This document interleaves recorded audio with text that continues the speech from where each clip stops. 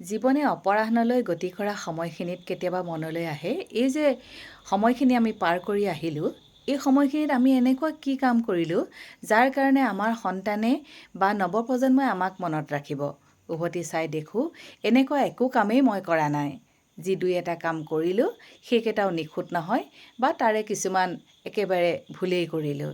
কিন্তু তাৰ বিপৰীতে তেনেই সাধাৰণ সহজ সৰল আমাৰ মা দেউতাই তেওঁলোকৰ সংঘাতপূৰ্ণ জীৱনৰ পৰা পোৱা অভিজ্ঞতাৰে আমাক বহুত ডাঙৰ শিক্ষা দি গৈছিল।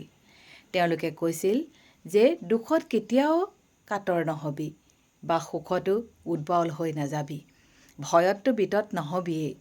জীৱনত কাকো কেতিয়াও ইমান ওচৰ চপাই নলবি যাতে তোক গৰকি কোনোবা আগুৱাই যাব পাৰে।